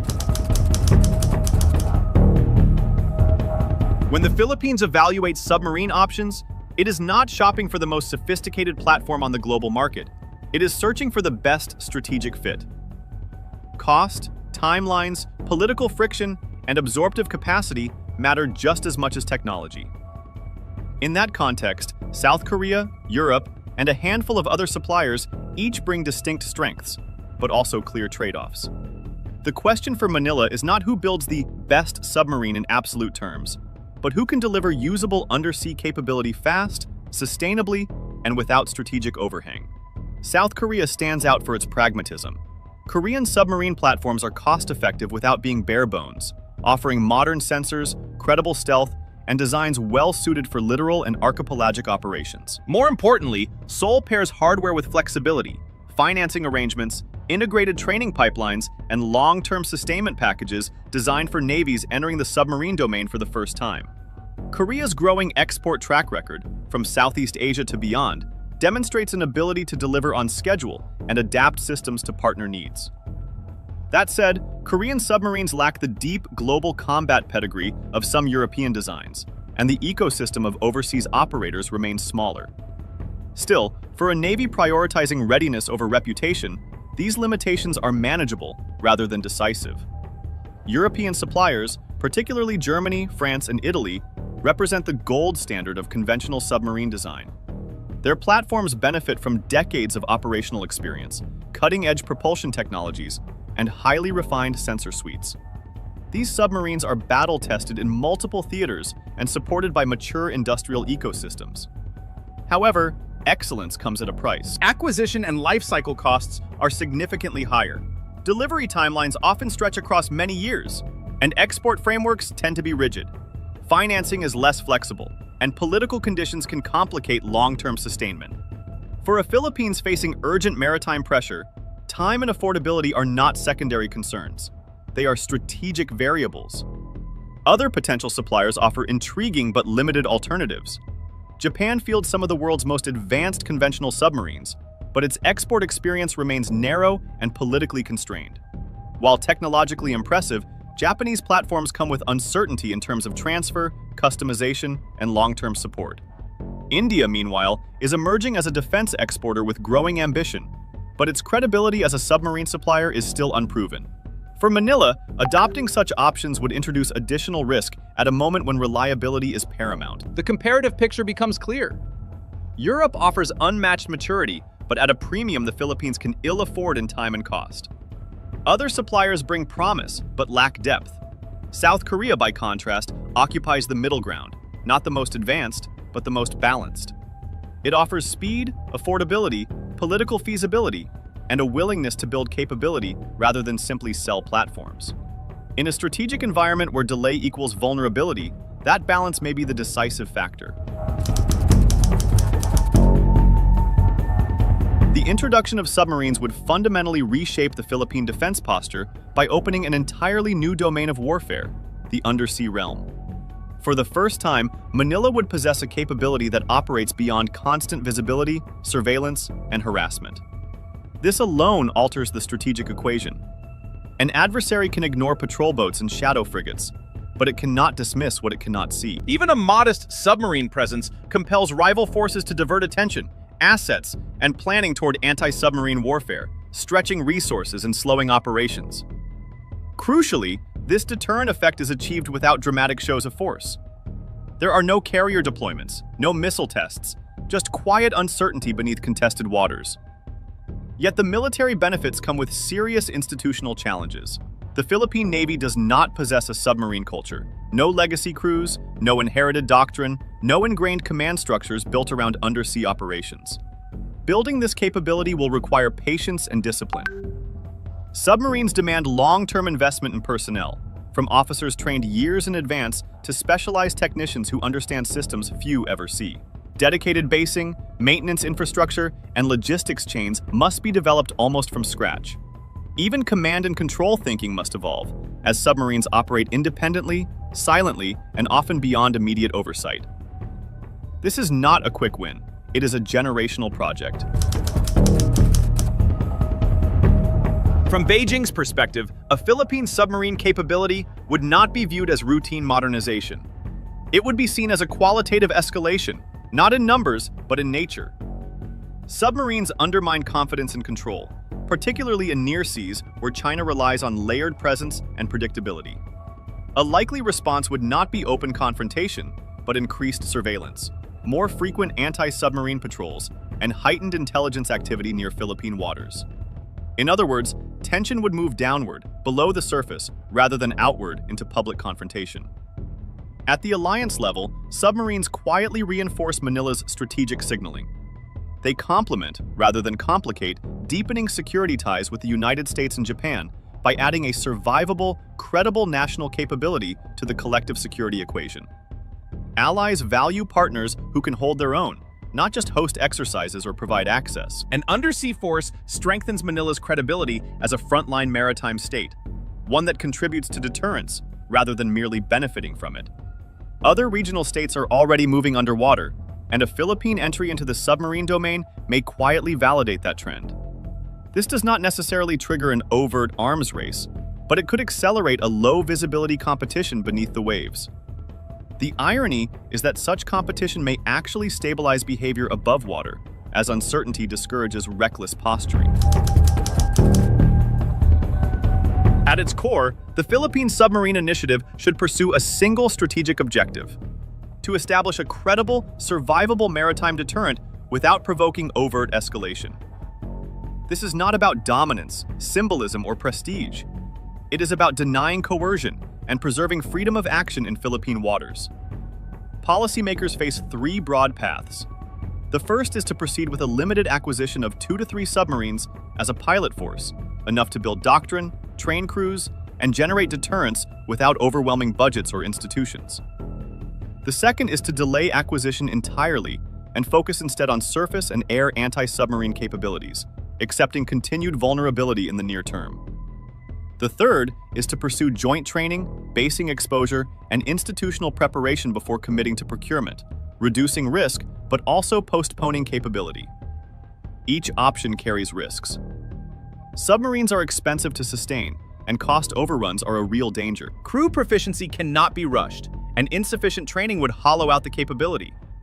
Political discontinuity across administrations could also derail long-term programs before they mature, a familiar problem in defense planning.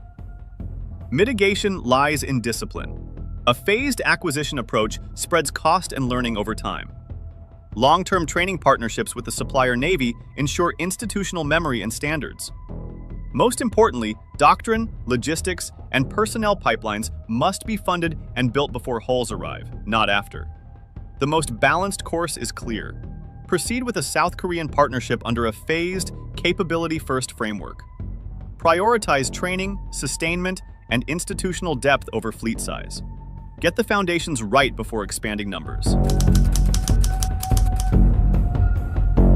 The decision to acquire submarines marks a strategic coming of age for Philippine defense policy. It signals a shift from reactive maritime posture to deliberate deterrence, from being present to being prepared. But submarines are unforgiving instruments. They reward seriousness and punish shortcuts. In the end, success will depend less on the platform than on execution, discipline, and continuity. Done poorly, submarines become expensive liabilities. Done right, they transform the Philippines into a credible coastal deterrent, quiet, resilient, and far harder to coerce. This is not about looking strong. It is about being secure. And in today's West Philippine Sea, that difference matters more than ever. If you found this analysis valuable, share your perspective in the comments. Your insights help deepen the conversation and sharpen our understanding of evolving regional dynamics. Thank you, and we will see you soon in our next geopolitical discussion.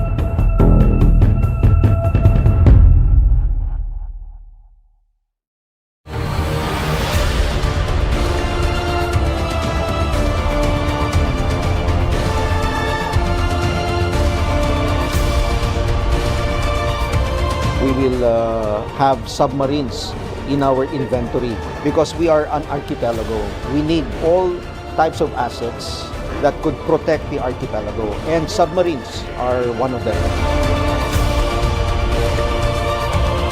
The Philippines is entering a transformative phase in its national defense strategy as it negotiates its first ever submarine acquisition, a historic move decades in the making. For an archipelagic nation with over 7,600 islands and a 2.2 million square kilometer maritime domain, the absence of a submarine fleet has long been considered a critical strategic vulnerability.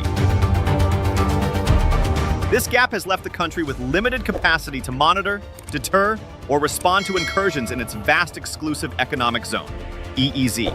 particularly in the contested waters of the West Philippine Sea, WPS. The new submarine initiative aims to close that gap and strengthen maritime deterrence amid escalating regional tensions. The push for submarines is a central feature of the revised Armed Forces of the Philippines, AFP, Modernization Program, Horizon 3, 2023 to 2038, officially approved in January 2024. This phase focuses on advanced defense systems, including multi-domain capabilities such as undersea warfare, cyber defense, and long-range strike platforms. The strategic urgency of this acquisition reflects the growing pressure on the Philippines to safeguard its territorial integrity against China's increasingly aggressive activities, including blockades, ramming incidents, and harassment of Philippine ships in its own EEZ. At the forefront of this historic initiative is Hanwha Ocean, a South Korean shipbuilding giant and a leading contender to supply the Philippines' first submarine fleet. In early November 2025, during the APEC summit in Busan, President Ferdinand Marcos Jr. held high-level discussions with Hanwha executives, showing the importance of the deal. Hanwha's proposal reportedly includes a turnkey package, not only for the delivery of submarines themselves, but also the establishment of a comprehensive undersea warfare ecosystem. This encompasses crew training, logistics and maintenance facilities, submarine-based construction, and transfer of technology to ensure long-term self-sufficiency. This marks more than just a defense purchase. It's the birth of the Philippines' submarine era. The negotiation represents a decisive step toward transforming the country's navy from a surface-only force into a modern, multi-domain maritime power, capable of both defending national sovereignty and contributing to the stability of the broader Indo-Pacific region. The Philippines' long-anticipated submarine program has officially entered its most advanced stage yet, a landmark defense effort designed to transform the country's maritime posture. According to senior defense officials, the program carries an estimated budget of 80 billion to 110 billion Filipino pesos, approximately $1.3 billion to $1.9 billion, and aims to procure at least 2 modern diesel-electric submarines. This acquisition represents the centerpiece of the AFP modernization program's Horizon 3 phase, a strategic blueprint that prioritizes undersea warfare as essential to achieving credible deterrence in the West Philippine Sea. Armed Forces of the Philippines, AFP, Chief of Staff General Romeo Bronner Jr., has described the initiative as both an aspiration and a necessity. It's a dream for us to get at least 2 submarines. We are an archipelago, so we need this kind of capability because it's really difficult to defend the entire archipelago without submarines, he said in an interview earlier this year. Wala pang specifics yun, but we are considering that we will have submarines in our inventory in the future. Because we are an archipelago, we need really all types of assets that could protect the archipelago, and submarines are one of them. His statement shows the operational importance of stealthy undersea capabilities, platforms that can gather intelligence, track hostile fleets, and provide deterrence without being easily detected. For a country facing repeated incursions in its exclusive economic zone, the addition of submarines would fundamentally change how the AFP manages surveillance and defense operations across its vast maritime space. Currently, several major international shipbuilders are competing for the contract, with each offering distinct technologies, financing models, and logistical advantages. Hanwha Ocean, South Korea, has emerged as a frontrunner, proposing the KSS-3PN, a customized version of its highly advanced KSS-3 class submarine. This platform features air-independent propulsion, AIP, technology, long-range endurance, and modern combat systems, making it a suitable choice for extended operations across the South China Sea. Hanwha's bid also includes a comprehensive turnkey package, covering training, maintenance infrastructure, and technology transfer to enable local sustainment of the fleet. However, Hanwha faces tough competition from other global defense leaders. Naval Group, France, has offered its Scorpene-class submarines, renowned for their operational success with navies such as those of India, Malaysia, and Brazil. These vessels are known for their reliability, agility, and ease of maintenance, qualities that could appeal to a country acquiring submarines for the first time. Meanwhile, Navantia, Spain, has entered the competition with its S-80 Plus, S-80PN submarine, notable for its new air-independent propulsion system and extended operational endurance. Additionally, Fincantieri, Italy, and ThyssenKrupp Marine Systems, TKMS, Germany, have jointly proposed the U-212 Near Future Submarine, NFS, one of Europe's most modern platforms, which integrates advanced stealth features and long-endurance underwater capabilities. Each of these bids represents not only a different technological pathway, but also a distinct strategic alignment. Choosing between European and South Korean suppliers will shape Manila's long-term defense partnerships and influence the degree of technology transfer and industrial cooperation available to the Philippines. The submarine acquisition program is both a practical defense project and a strategic crossroads. It's not simply about acquiring hardware. It's about defining how the Philippines intends to project power, secure its maritime borders, and engage with its defense partners in an increasingly contested Indo-Pacific environment.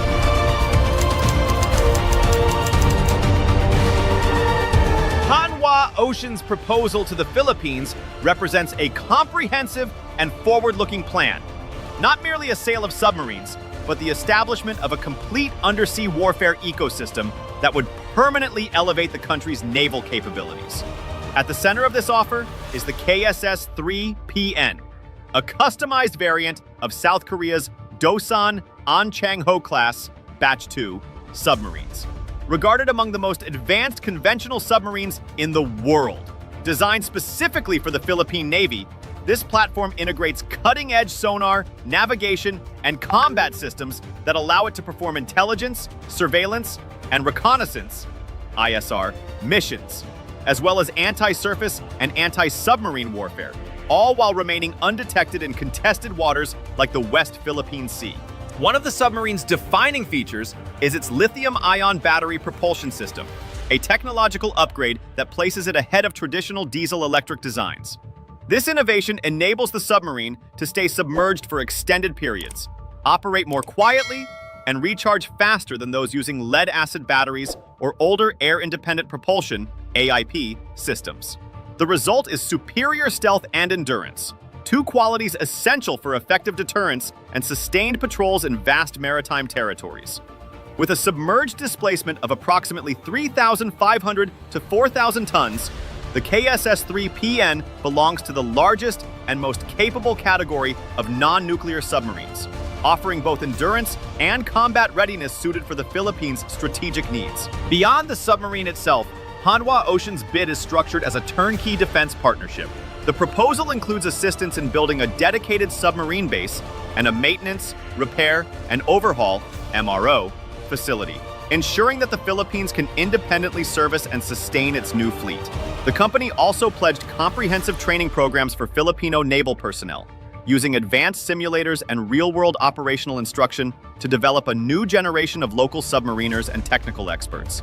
Moreover, Hanwha's approach aligns with the government's Self-Reliant Defense Posture (SRDP) program by committing to technology transfer and collaboration with local industries, allowing the Philippines to build indigenous capacity in undersea warfare support systems and logistics. Hanwha's proposal also draws strength from the broader Philippines-South Korea defense relationship, which has steadily expanded over the past decade.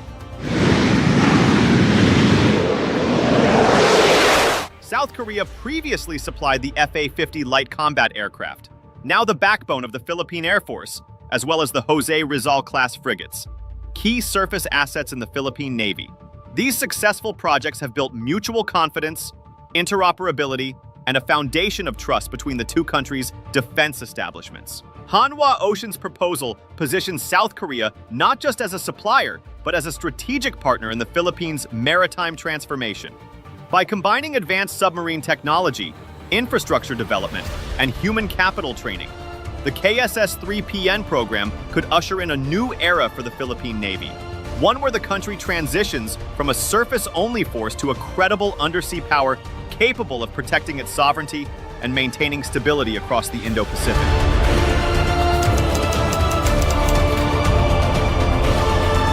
The Philippines' move to negotiate a submarine deal with South Korea's Hanwha Ocean carries far-reaching strategic implications for its defense posture. regional security role, and geopolitical partnerships. This initiative is not merely about acquiring a new platform. It signifies a major evolution in how the Philippines intends to defend its archipelagic territory, strengthen deterrence, and balance growing Chinese assertiveness in the West Philippine Sea, WPS. At the core of this transformation lies the deterrence and maritime security dimension. Submarines are among the most potent instruments of defense for an archipelagic nation. Their ability to operate silently and remain undetected makes them uniquely suited for persistent surveillance, intelligence gathering, and deterrence operations. The Philippines, with a maritime jurisdiction spanning more than 2.2 million square kilometers, faces immense challenges in monitoring its waters. By deploying submarines, the country can fill this critical gap, enabling it to track foreign incursions, shadow hostile vessels, and maintain a continuous presence in areas like the WPS without direct confrontation. These undersea assets will be crucial for enforcing the Comprehensive Archipelagic Defense Concept, CADC, the AFP's framework for safeguarding all territories and maritime zones under Philippine sovereignty. Submarines, therefore, represent not just a new military capability, but the cornerstone of a self-reliant, multi-domain defense strategy that integrates surface, air, and undersea elements. From a geopolitical standpoint, this potential agreement shows a deepening of the Manila-Seoul Defense Alliance, positioning South Korea as one of the Philippines' most trusted strategic partners. Seoul's Hanwha Ocean is not merely a supplier. It symbolizes South Korea's role as a maritime power and defense innovator that shares the Philippines' commitment to regional peace and stability. By anchoring its defense modernization to a partner like South Korea, the Philippines is diversifying its security dependencies beyond its traditional ally, the United States, while strengthening the Indo-Pacific network of like-minded democracies. As noted by the Philippine news agency, PNA, the move is seen as vital to strengthening the country's defense posture amid escalating maritime tensions. This partnership also situates the Philippines more firmly within the region's evolving security architecture, complementing its ties with the US, Japan, and Australia under frameworks such as AUKUS and the Quad, while giving it new strategic depth through bilateral cooperation with a regional industrial power. However, the decision on which submarine to accept remains highly competitive and multifaceted. The final choice will depend on a mix of strategic, financial, and industrial considerations. Competing bidders, France's naval group, Scorpion class, Germany and Italy's TKMS, Fincantieri, U-212 NFS, and Spain's Navantia, S-80PN, are offering technologically advanced designs, each emphasizing different strengths. Yet the Philippine Navy's priorities extend beyond just acquiring hardware. They center on technology transfer, long-term affordability, and domestic capability building. Hanwha Ocean's proposal distinguishes itself in this regard, offering not just submarines, but a comprehensive package that includes the construction of a submarine base, establishment of a maintenance, repair, and overhaul (MRO) facility, and advanced training programs for Filipino sailors. Moreover, Hanwha's readiness to subsidize or co-finance portions of the infrastructure and training dramatically reduces the financial barriers that have long delayed the Philippines' submarine ambitions. In strategic terms, this approach aligns with the Philippines' Self-Reliant Defense Posture, SRDP, an initiative to foster local defense production and reduce foreign dependency. By integrating South Korean expertise with Philippine infrastructure and manpower, the partnership could mark a turning point in the nation's defense industrialization. It would allow the Philippines not only to operate submarines, but eventually to sustain, upgrade, and innovate its own undersea systems. The submarine acquisition is a symbol of strategic maturity.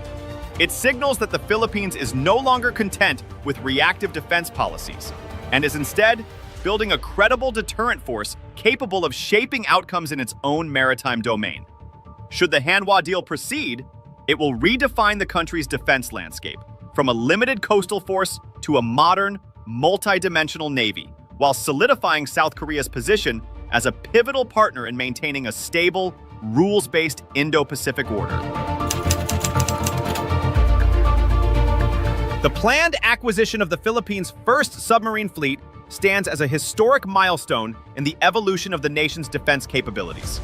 For decades, the Philippine Navy has operated as a surface-only force, relying on patrol ships, aircraft, and allied support to monitor and secure its vast maritime domain.